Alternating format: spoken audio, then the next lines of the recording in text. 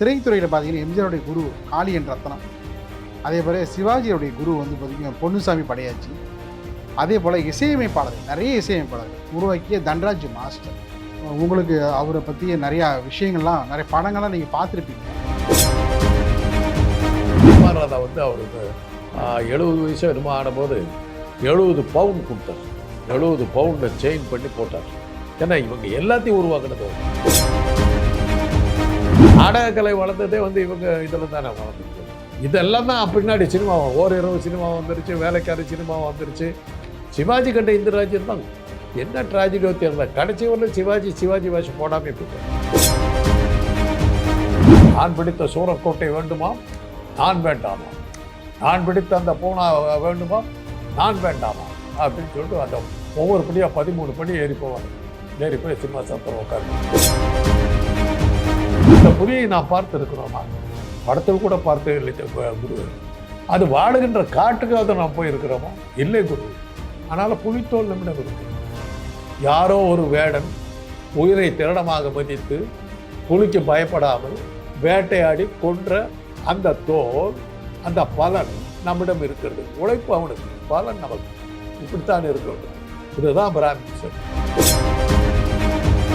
அமிர்தஞ்சு படத்தில் என்ன ஒரு விசேஷம்னாக்கா, அதுக்கு வசனம் எழுதுனது வந்து கலைஞர், அதுக்கு இசையமைச்சர் வந்து விஸ்வநாதன். 2 பேரும் டைட்டில் இருக்கு. கச்சேரி பாடும்போது ஜார ஜோர பஜனைய சித்திரோ அப்படின்னு சொல்லிட்டு மான்னு இழுப்பார். அப்படியே இங்கிலீஷ் அப்படி ஓ ஹவாய் லவ் யூ அப்படின்னு அப்படியே வந்துடும். யோவியோ அச்சாரியோ தயவடையோ ரேடியோ அப்படின்னு அவ்வளோ பிரமாதமாக இருக்கும்.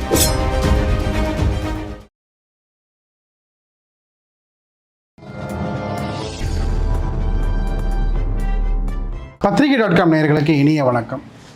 இன்றையுடைய கலைத்துறையினுடைய சிறப்புகள் உள்ளிட்ட பல கேள்விகளுக்கு பதிலுக்கு இணைந்திருக்கிறார் விமர்சகர் காந்தராஜ் அவர்கள். வணக்கம் சார், நல்லா இருக்கீங்களா? திரைத்துறையில் பார்த்தீங்கன்னா எம்ஜிஆருடைய குரு காளியன் ரத்னம், அதே போல் சிவாஜியுடைய குரு வந்து பார்த்திங்கன்னா பொன்னுசாமி படையாச்சி, அதே போல் இசையமைப்பாளர்கள் நிறைய இசையமைப்பாளர்கள் உருவாக்கிய தன்ராஜ் மாஸ்டர். தன்ராஜ் மாஸ்டரை பற்றி இன்றைக்கி நிறைய இசையமைப்பாளர்கள் வந்து மறந்துட்டாங்க. அந்த மயிலாப்பூர் அவருடைய அறையை நாடி செல்லாத இசையமைப்பாளரே கிடையாது. அப்படிப்பட்ட நிறைய ஜாமானை உருவாக்கியவர் தன்ராஜ் மாஸ்டர். அதேமாரி காளியன் ரத்னம், அவர் வந்து காளியன் வேஷம் போட்டு நடித்தா எம்ஆர் ராதா வந்து எந்த இடத்துல இருந்தாலும் அந்த நாடகத்தை கேன்சல் பண்ணிட்டு போய் பார்ப்பார். அப்படி ஒரு சொந்த ஒரு வாணிவிழா கும்பகோணம் தான். அந்த வாணிவிழா சபா வந்து அப்படி ஒரு புகழ்பெற்ற ஒரு சபாவாக திகழ்ந்தது அந்த காலகட்டத்தில். அது காரணம் பார்த்திங்கன்னா காளியன் ரத்னம் தான். எம்ஜிஆர் வந்து தன்னுடைய பாலிய வயது, அதாவது அவங்க அம்மா வந்து கை குழந்தையாக எம்ஜிஆர் தூக்கிட்டு வந்து அவங்க வறுமை நிலையில் அவங்க நாடி வந்த இடம் பார்த்திங்கன்னா காளியன் ரத்னம். எம்ஜிஆருக்காக ஒரு திரைத்துறையில் வந்து வாய்ப்பு தேடி அவர் தான் வந்து முதல்ல ஏறி இறங்குறாரு. ஒரு பட நிறுவனமாக ஏறி இறங்குறாரு. அந்த சபாபதினு ஒரு படத்தில் ரொம்ப சிறப்பாக நடிச்சிருப்பார். அதே போல் பார்த்திங்கன்னா பல நாடகங்களில் அவருடைய பங்களிப்பு ரொம்ப முக்கியத்துவம் வாய்ந்ததாக இருக்கும். உங்களுக்கு அவரை பற்றிய நிறையா விஷயங்கள்லாம் நிறைய படங்கள்லாம் நீங்கள் பார்த்துருப்பீங்க. தொடர்ந்து ஆக்சுவலாக அவர் சேலத்தில் தான் இருந்தார். கும்பகோணத்துலேருந்து வந்து மாடத்தெட்டு சொல்ல ரெகுலராக நடிச்சுக்கிட்டு இருந்தார். சரி. சிடி ராஜகாந்தான்னு அவர் கூட நடித்த அந்த நடிகை கல்யாணம் பண்ணிக்கிட்டார். அவர் மக வந்து என்னோட சகோதரிகளோட கிளாஸில் ஒன்றா தான் படித்தாங்க. அப்படிங்களா? பல சமயங்களில் எங்கள் குதிரவண்டியில் அவங்களும் வருவாங்க, வந்து ஸ்கூலுக்கு வருவாங்க. சென்ட் மேரிஸ் ஹைஸ்கூலில் தான் படித்தாங்க. அப்புறம் கொஞ்சம் பெருசானவுடனே அப்புறம் சென்னைக்கு போகிறப்போம், அதாவது சேலம் ஓமலூர் போகிற வழியில் 3 பங்களாக்கள் இருக்குது. ஒரு வயல்வெளி இருக்கும். அந்த வயல்வெளியில் அந்த சாலை ஓரத்தில் ஹைவேஸ்லேயே 3 பங்களா வரிசையாக இருக்கும். அதில் ஒன்று வந்து காளியன் ரத்னம் பங்களா. அது பேர். அப்போ சேலம் மாடர்ன் தியேட்டர்ஸில் வந்து நிறைய எல்லா படங்களையும் 1000 தலைவங்க, அபூர்வ சிந்தாமணி, இந்த மாதிரி படங்கள் எல்லாத்துலேயும் வரிசையாக அவர் வந்துக்கிட்டு இருந்தார். அப்போ காளியன் ரத்னம் வந்து இன்றியமையாத நடிகர்களில் ஒருத்தராக இருந்தார். எம்ஜிஆருக்கு வாய்ப்பு கொடுக்கறதுக்கு பாடுபட்டவர்களில் அவரும் ஒருவர். அவர் மாத்திரமே இல்லை, உண்மையை சொல்ல போனால் எம்ஆர் ராதா நாடகத்தில் தான் எம்ஜிஆர் பெருசாக வந்தது. அதே மாதிரி அவர் பொன்னுசாமி பிள்ளையோட நாடக கம்பெனி, யதார்த்த பொன்னுசாமி பிள்ளைன்னு பேர், அவருடைய நாடக கம்பெனியில் தான் இவங்க எல்லாருமே இருந்தாங்க. அதனால தான் எம்ஆர் ராதா வந்து அவருக்கு 70 வயசு என்னமோ ஆனபோது 70 பவுன் கொடுத்தார். 70 பவுனில் செயின் பண்ணி போட்டார். ஏன்னா இவங்க எல்லாத்தையும் உருவாக்குனது அவர். அதே மாதிரி சங்கரதாஸ் சுவாமிகள் நவராத்திரி படத்தில் வந்து இது ஒரு தெரியுமில்ல, சத்யவான் சாவித்திரி கூத்து சிவாஜி நடித்தவர், அது சங்கரதாஸ் சுவாமிகள் எழுதுனது தான், அவர் எழுதுனது தான். அதே மாதிரி கண்டிராஜன் கூத்துன்னு இதில் புதையல் படத்தில் வரும், அதெல்லாம் சங்கரதாஸ் சுவாமிகள் எழுது. இன்னும் சொல்லப்போனால் சேலம் மாடர்ன் தியேட்டர்ஸ் தான் சார் மிகப்பெரிய அளவில் வளர்ந்து எங்கேயோ போக வேண்டியது. ஏன்னா உங்கள் ஸ்டுடியோவே வந்து சேலம் தானே, உங்களுக்கு மாடர்ன் தியேட்டர்ஸ் தான் ஃபஸ்ட்டு ஸ்டுடியோ. அதற்கு பிறகு தான் வந்து சென்னை, காரைக்குடி அப்படி சேல ஸ்டுடியோலாம் சென்னையில் வந்துருச்சு, சேலத்திலே எல்லாம் பண்ணலாம் சொல்லி அவரை இங்கே சேலத்திலே பண்ணிட்டார். அந்த தைரியத்தில் தான் அவங்க வந்து ஜூபிட்டர் ஸ்டுடியோ வந்து அவங்க கோயம்புத்தூரில் பண்ணாங்க. பச்சைராஜா ஸ்டுடியோ அதுக்கப்புறம் தான் வந்தது. அதனால் சேலம் வந்து சென்னைக்கு அடுத்தாப்படி சேலம் வந்துருச்சு. ரெண்டாவது டிஆர் சுந்தரத்தினுடைய புரட்சிகரமான விஷயங்கள்லாம் பல்வேறு புது டெக்னாலஜியை கொண்டது அவர் தானே கொண்டார். டபுள் ஆக்டு, டைட்டிலை வந்து வித்தியாசமாக காட்டுறது, இதெல்லாம் வந்து அந்த சவுண்ட் ரெக்கார்டிங்கில் இது கேமராவுக்கு வந்து பெஸ்ட்டு கேமரா அப்படின்னு சொல்லி இன்டர்நேஷ்னல் அவார்டு வாங்கின முதல் இது வந்து மாடர்ன் தியேட்டர்ஸ் பொன்முடி படத்துக்கு வாங்குச்சு. அமெரிக்கன் கேமராமேன் அசோசியேஷன் WCO என்னமோ பேர், அவங்க வந்து பெஸ்ட்டு கேமரான்னு அவார்டு வந்து ஜேஜி விஜயம்ன்ற ஒரு கேமராமேனுக்கு தான் கொடுத்தாங்க பொன்முடி படத்துக்கு. அதாவது இந்திய திரைப்பட வரலாற்றில் இன்டர்நேஷ்னல் அவார்டு வாங்கின முதல் படம் பொன்முடி படம் மாடர்ன் தியேட்டர்ஸ் எடுத்தது. இதெல்லாம் இன்றைக்கி யாரும் அதெல்லாம் வெளியில் சொல்கிறதில்ல. ஏன்னா சேலத்தை சேர்ந்தவங்க. ரெண்டாவது இதை டிஆர் சுந்தரத்துக்கு இருந்த இன்னொரு கெட்ட பேர் என்னென்னா, திராவிட இயக்கத்துக்கு அவர் தான் உயிர் கொடுத்தவர். திராவிட இயக்கத்திலேருந்து சின்ன சின்ன ஆளுங்களை விருதை ராமசாமின்னு ஒருத்தர் இருந்தார், அவரை வசனகர்த்தாவை மாற்றினார். ஏவிபி ஆசை தம்பி, கலைஞர், கண்ணதாச மாடர்ன் தியேட்டர்ஸில் வேலையில் தான் இருந்தார், பிரசில் தான் வேலை பார்த்தார். சேலம் வந்து பல விஷயங்களுக்கு வந்து முன்னோடி சார். அந்த ஊராம் தோட்டத்தில் ஒருத்த மூட்டம் வெள்ளரிக்கான்னு அர்த்தநாரிசி வருமா, அவர் பிறந்தது வந்து சேலம் தான். அப்படியா? சேலத்துடைய கவி ராஜரிஷின்னு சொல்லுவாங்க. அவர் தான் வந்து அந்த சுதந்திர வேட்கை பாடலை வந்து எழுதினவர். பாரதியார் இறந்து போனப்போ யாருமே இரங்கல்பா பாடலை, அவர் தான் துணிச்சலாக வந்து பாடினவர். அதில் சேலம் வந்து பல விஷயங்களுக்கு முன்னும், மாம்பழத்துக்கு மட்டும் இல்லை, நிறைய விஷயங்கள் பார்த்தீங்கன்னா சேலம் வந்து திராவிட இயக்கத்துக்கு முழுக்க ஆமாம். அதனால தான் ஏவிஎம்க்கெல்லாம் வந்து ஸ்டாம்ப் இது பண்ணும்போது கலைஞர்கிட்ட கேட்டாங்க, உங்களையே உருவாக்கினவன் டிஆர்எஸ்க்கு ஏங்க ஸ்டாம்ப் போடலன்னாங்க. இன்றைக்கி ஒரு ஸ்டாம்ப் அவருக்கு போடணும். எம்ஜிஆர் நம்பியாருக்கு வந்து ஹீரோ ரோலெல்லாம் கொடுத்தாரு. கல்யாணிங்கிற படத்தில் ஹீரோவாக நடிக்க வச்சார், வில்லனாக இருந்தவர். காளியின் ரத்தனை வந்து ஆஸ்தான நடிகராக இருந்தார். மாரியம்மன், அந்த மாதிரி நிறைய படங்கள். அவர் காளியின் ரத்தனம் ஒரு ஏறத்தாழ மாடர்ன் தியேட்டர்ஸில் ஒரு 10-15 படங்களுக்கு மேலே நடிச்சிருப்பார். அன்றைக்கி அவருடைய பேர் வந்து நமக்கு வந்து எப்படி நாகேஷ், விவேக், வடிவேலெல்லாம் எப்படி இருக்காங்களோ அது மாதிரி அன்றைக்கி காளியின் ரத்தனம், சிடி ராஜகாந்தன் ஜோடி ஒரு பெரிய இந்த ஜோடி. அவர் எந்த விதமான காளி வேஷம் போட்டால் அப்படியே வந்து அந்த தத்ரூபம் மாறிடுவார். எந்த படத்தில் காளி வேஷம் போட்டான்னு தெரியாது. நாடகத்தில் போட்டான்னு சொல்லுவாங்க. ஆமாம், நாடகத்தில் காளியின் ரத்தனம் படையாச்சி சொல்லுவாங்க. படையாச்சி. அவருக்கு முன்னாடி பார்த்தீங்கன்னா பக்கீரி படையாச்சின்னு ஒருத்தர், அவர் வந்து ஹரிச்சந்திர வேஷம் மட்டும் தான் போடுவார். இதேமாரி பார்த்தீங்கன்னா காளியின் ரத்தனம் பார்த்தீங்கன்னா கடைசி வரைக்குமே அந்த அந்த அப்படி வரையும் வாழ்ந்திருக்கார். எம்ஜிஆருக்கு வந்து பிடிச்ச விஷயத்தில் அது ஒரு விஷயம் சொல்லுவாங்க. எம்ஜிஆரை உருவாக்குனதில் அவருக்கும் கொஞ்சம் பங்கு உண்டு. முக்கால்வாசி யதார்த்த பொன்சாமி பிள்ளை, எம்ஆர் ராதா, இன்னொருத்தர் யார் இருந்தாங்களே, இவங்க கேஆர் ராமசாமி, நடிப்பேசி புலவர் கேஆர் ராமசாமி, இவங்கெல்லாம் தான் மெயினாக இருந்தாங்க. எஸ்எஸ்எல் இருந்தாலும் கேஆர் ராமசாமி ட்ரூப்பில் இருந்தோம். ஆமாம். அன்னைக்கு அண்ணாவே நாடக கம்பெனி வச்சுருந்தார். நாடக கம்பெனினாக்கா அந்த சிவாஜி கண்ட இந்த ராஜ்யமெல்லாம் அவர் தான் அண்ணா தான் போடுவார்.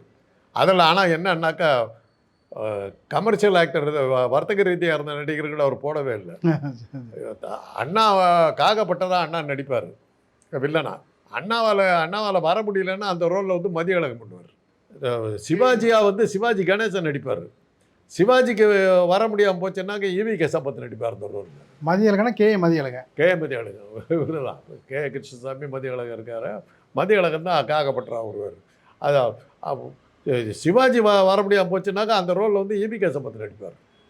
ஈக்குவலாக நடித்தார்னுவாங்க. சம்பத் ஒன்று சொல்லப்போனால் ஆஜானுபாகவும் இருப்பார். அந்த ஸ்டைலு, அந்த ஃபேஸெல்லாம் சிவாஜியினுடைய பெயிண்டிங்கை பார்த்தாக்கா ஈவி.கே. சம்பத்தை பார்த்த மாதிரியே இருக்குங்கிற அளவுக்கு வேஷம் பொருத்தமில்ல. ஆமாம், அவர் மேடையில் பேசுகிறப்ப சொல்லில் செல்வரை மட்டும் இல்லை, அவர் கம்பீரமான அதனால் அண்ணா வந்து நாடக கம்பெனியாக வச்சுக்கல. அவர் தான் கூட இருந்தவங்களையெல்லாம் நாடகத்தில் கொண்டு விட்டார். அவங்க ப்ரொஃபஷனல் நடிகர்கள் இல்லை. பட் கேஆர் ராம்சா ஏன்னா அப்போ வந்து திராவிட கழக மாநாடுகளில் எல்லாம் திமுக உருவாகிறதுக்கு திராவிட கழக மாநாட்டில் வந்து 3 நாள் நடக்கும்.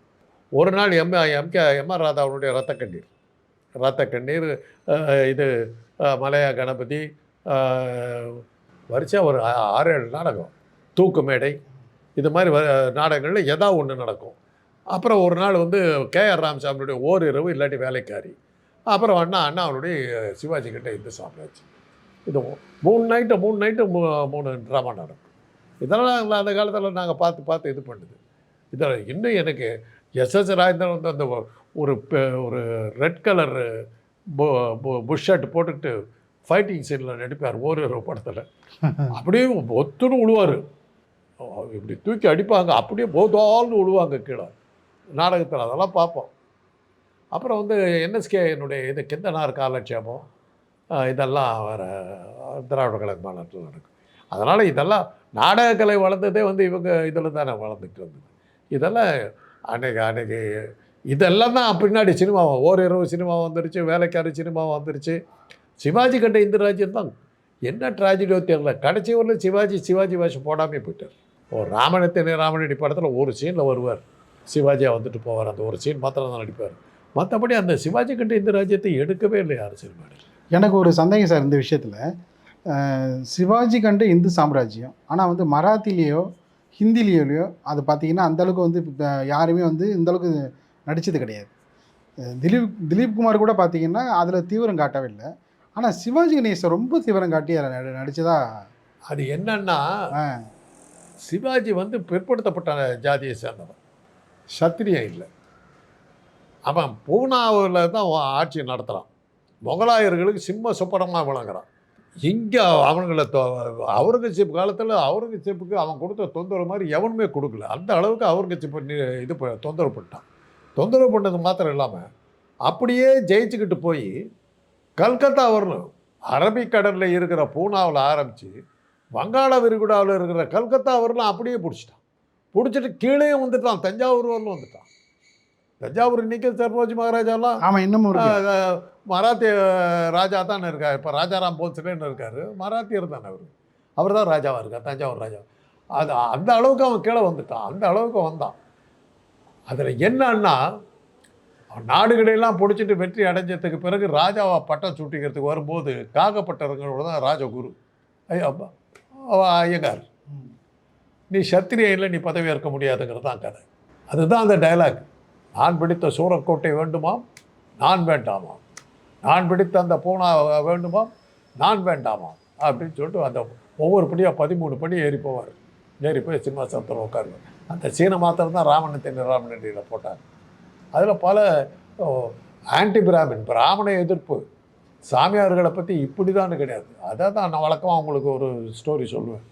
புலித்தோலில் உட்காந்துருப்பார் காகப்பட்டவர். சிஷ்யன் கேட்பான், ஏதோ கேட்டபோது, சிஷ்யா, நாம் எதிலுமே நேரடியாக இறங்கக்கூடாது, மற்றவர்களை தூண்டி விட்டு தான் நாம் வேலையை லாபத்தை மட்டுமே நாம் பார்க்க வேண்டுமே தவிர நாம் நேரடியாக போய் இறங்கக்கூடாது. நான் எதன் மீது அமர்ந்திருக்கிறேன்? புலித்தோலின் மீது. இந்த புலியை நாம் பார்த்துருக்கிறோமா? படத்தில் கூட பார்த்து இல்லை குருவே. அது வாழுகின்ற காட்டுக்காக நாம் போயிருக்கிறோமா? இல்லை குருவே. ஆனால் புலித்தோல் நம்மிடம் இருக்குது. யாரோ ஒரு வேடன் உயிரை திருடமாக மதித்து புலிக்கு பயப்படாமல் வேட்டையாடி கொன்ற அந்த தோல், அந்த பலன் நம்மிடம் இருக்கிறது. உழைப்பு அவனுக்கு, பலன் நமக்கு. இப்படித்தான் இருக்க வேண்டும். இதுதான் பிராமின்ஸ் அப்படின்னு. இதெல்லாம் அந்த காலத்தில் இருந்த மாசம் இப்படியெல்லாம் போட்டு அதனால தான் அந்த படத்தை யாருமே படமாக எடுக்க முடியறதுக்காக நான் ஆன்டி பிராமின் பயங்கரமாக இருக்கு. ஆனால் நாடகம் மூலயமே அது பெரிய புரட்சியாக இது இந்த நாடகத்தில் நடித்து தான் சிவாஜி ஆமாம் பெரியார் சொன்னார். ஒரு நிஜ சிவாஜியை நம்ம பார்த்ததில் ஒருவேளை இருந்திருந்தால் இப்படி தான் இருந்திருப்பார் சொல்லி தானே பெரியாரால் பாராட்டப்பட்ட ஒரே நடிகர் சிவாஜி கணேசன். அதுவும் பார்த்தீங்கன்னா சிவாஜி நாடகத்தில் அவர் அதை பார்த்து பாராட்டுறாரு. அதுதான் வந்து அதில் சிறப்பே பார்த்தீங்கன்னா அதுதான். எதிர்மறை கருத்துக்களை கொண்ட கதாபாத்திரம் அதை பார்க்குறாரு, அதில் வந்து சிறப்பாக நடிச்சிருந்தாலும் நல்லா நடிச்சிருக்குன்னு சொல்லி பாராட்டுறாரு. எவ்வளோ உயரிய ஒரு இது பாருங்கள். அது கழக மாநாட்டில் நடந்தது. ஆமாம். அதே போல் பார்த்தீங்கன்னா குருவை மிஞ்சிய சிஷ்யர்கள் சிவாஜி கணேசன். அதே போல் பார்த்தீங்கன்னா அவரும் அதுமாரி பொன்னுசாமி அவருடைய நாடகத்துலேருந்து தான் வழி வந்து வராரு, அவரும் தாண்டி போகிறாரு. அப்படி பார்த்தீங்கன்னா நீங்கள் இளையராஜா எடுக்கலாம். தண்டராஜ் மாஸ்டர் தன்ராஜ் மாஸ்டர் இன்னைக்கு தன்ராஜ் மாஸ்டரால் உருவாக்கப்பட்டவர் தான் இளையராஜா. ஜிகே வெங்கடேஷன் இருந்தார். நிறைய இசையமைப்பாளர். அது அவர் ஜிகே வெங்கடேஷ்கிட்ட அவர் தான் அசிஸ்டண்ட்டாக இருந்தார் இளையராஜா. ஜிகே வெங்கடேஷ் எத்தனை பேத்துக்கு தெரியும்? நான் யாருன்னு சொன்னீங்கன்னா புரியும் உங்களுக்கு. பாவ மன்னிப்பு படத்தில் மனிதன் மாறி விட்டான் மதத்தில் ஏறி விட்டான் என்ற பாட்டு வருவேன். அதை பாட்டது ஜிகே வெங்கடேஷ். அது அதே மாதிரி ரவிச்சந்திரன் கேஆர் விஜயா நடித்த ஒரு படம் சபதமோ என்னமோ ஒரு படம். அந்த படத்தில் தொடுவதென்ன தென்றலோ மலர்களோ பனியின் அணிந்த கிளிகளோ அப்படின்னு ஒரு பாட்டு இருக்குது. அதை ஒரு பாடுது. அதே மாதிரி பணம் படத்தில் ஏழினின் கோயிலை நாடினின் எழில் மின்னும் சிலை வண்ண தேவியே அப்படிங்கிற ஒரு பாட்டு. இதெல்லாம் வந்து ஜிகே வெங்கடேஷ் நல்லா பாடியிருப்பார். பறவையை கண்டால் விமானம் படைத்தான், அந்த நாள் முதல் அந்த நாள் முதல் இந்த நாள் வரை மனிதன் மாறவில்லை, காலம் மாறவில்லை, மனிதன் மாறிவிட்டான் மதத்தில் ஏறிவிட்டான். அதெல்லாம் ஒரு பாட்டு அவரே இசையமைச்சது. அதே மாதிரி பால் இருக்கும் பழம் இருக்கும் பாச்சி இருக்காது பாட்டு இருக்குது. அதில் அந்த ஹம்மிங் கொடுக்கறது அவர் தான் கொடுத்தார். ஜிகே வெங்கடேஷ். ஜிகே வெங்கடேஷ். அதனால் அதான் அது மாதிரி அவர்கிட்ட தான் இவர் இளையராஜா அசிஸ்டண்ட்டாக இருந்தார். இளையராஜா அதுக்கப்புறம் எங்கேயோ போயிட்டார். ஜிகே வெங்கடேஷ் பெரிய இசையமைப்பாளராக தன்னை நிறுத்திக்கவே இல்லை. தண்டராஜ் மாஸ்டர் நிறைய பேரை உருவாக்கினா. பட் அவர் வந்து இதுதான் ஸ்கூல் தான் வச்சுருந்தார். அவர் இசையமைப்பாளராக படத்துக்கெல்லாம் வரல. ஆக்சிடெண்ட்லாம் கங்கை அமரனுடைய பையனும் இவனும் ஒன்றா படித்தாங்க. 2 பேரும் ஒன்றா போகும்போது இவன் கொஞ்சம் வாசிக்க ஆரம்பிச்சப்பறம் இவனுக்கே நல்லா தெரிஞ்சவொடனே கங்கை அமரனே வந்து சொல்லி உன் பையன் நல்லா மியூசிக் இதாக இருக்கிறான் கொஞ்சம் விடு அப்படின்னு சொல்லி அப்புறம் நான் கொண்டு போய் விட்டேன். மிருதங்கம் கற்றுக்கிட்டான், பியானோவும் மிருதங்கமும் கற்றுக்கிட்டான்.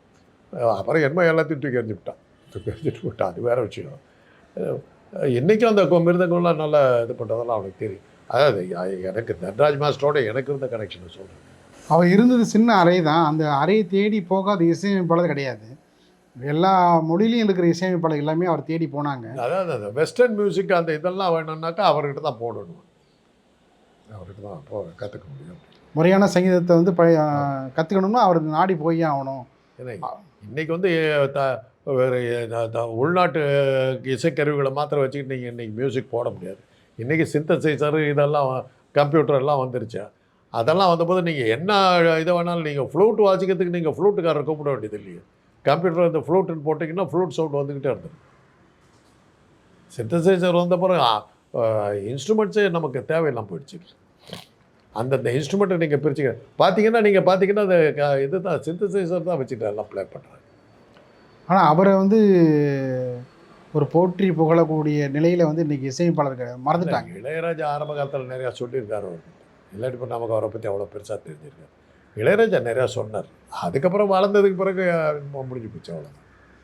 அப்படி பார்த்தீங்கன்னா விஸ்வநாத ராமூர்த்தி சிஆர் சுப்பராமன் அசிஸ்டண்ட்டாக இருந்தவங்க தான். பல படங்களுக்கு விஸ்வநாதனும் ராமூர்த்தியும் போட்ட இசையெல்லாம் வந்து சிஆர் சுப்பராமன் போட்டதாக ஒரு பேர் வந்தது. அது உதாரணத்துக்கு சொல்லணுன்னாக்கா அபிமன்யு படத்தில் பிரமாதமான பாட்டுன்னு அன்றைக்கி வந்து இது பண்ணது வந்து புது வசந்தமாமே வாழ்விலே இனி புதிதாய் மனமே புரிவோமே அப்படின்ற ஒரு பாட்டு. அதுதான் சூப்பர் ஹிட்டாக இருந்தது.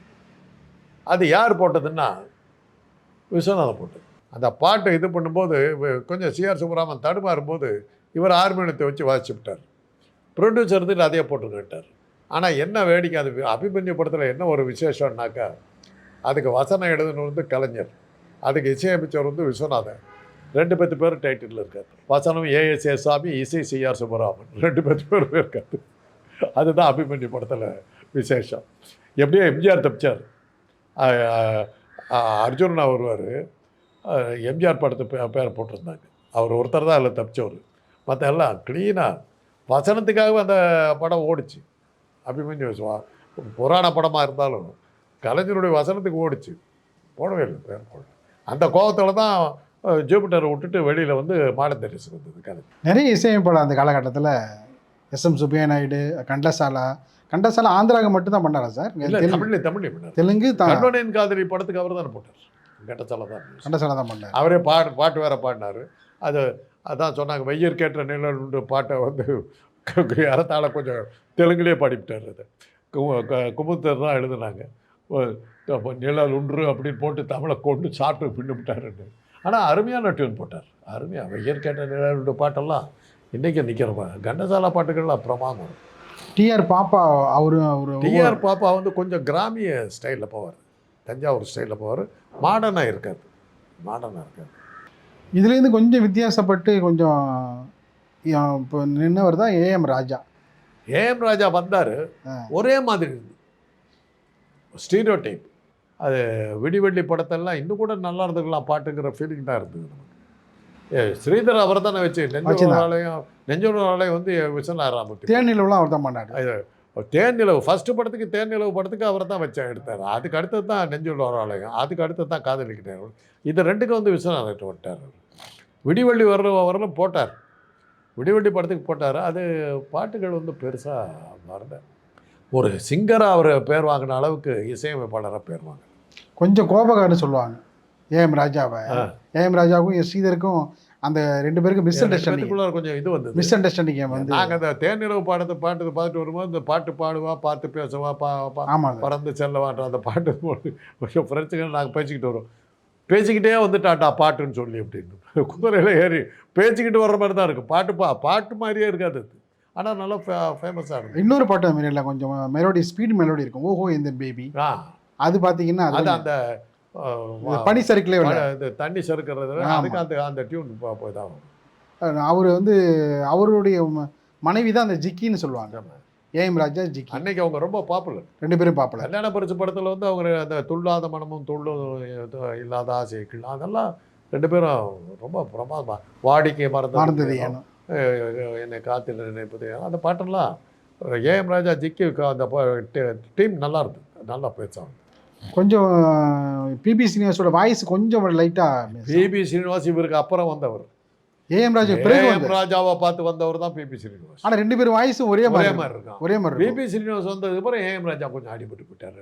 ஜெமினிக்கு பிபி சீனிவாஸ் தானே இருந்தார். ஐ மீன் ஏஎம் ராஜா ஆரம்ப காலப்படுமே பிறர் கண்படுமே நீ வெளியே வரலாமா, காற்று வந்தால் தலைச்சாயும் நாணல், அந்த பாட்டெல்லாம் பாசமல்லான்னு நடிக்கிறான். அந்த பாட்டெல்லாம் ஏஎம் ராஜா தான் பாடினார். அதுக்கப்புறம் தான் சுமைதாங்கி படத்தில் வந்து மனிதன் என்பவன் தெய்வமாகலாம் பாட்டு படம், எந்த பருவத்தின் கேள்விக்கு பதில் என்று சொல்லி ராஜா, இந்த பாட்டுகள் வந்தபோது தான் ஏஎம் ராஜா போய் பிபி சீனிவாஸ் சொல்லுவார். மயக்கமா கலக்கமா இதெல்லாம் வெரைட்டி இருந்தது அவர்கிட்ட. காலங்களில் உள்ள வசந்தம் அதான் அதை மன்னிப்பு இதெல்லாம். ஆமாம், அதுக்கப்புறம் தான் பிபி சீனிவாஸ் அதுக்கப்புறம் தான் வந்தார். இப்போ ஏ ரமேஷ் பிறகு அந்த பிபி சீனிவாஸ் இவருக்கு பதில் இவர் இப்போ போடுறாங்கல்ல சீரியலில், அதே பேர் அந்த காலத்துக்கிட்ட இவருக்கு பதில் இவர் அப்படின்னு அதை நடைமுறைப்படுத்தினது பிபி சீனிவாஸ் ஏஎம் ராஜா ஜோடி தான்.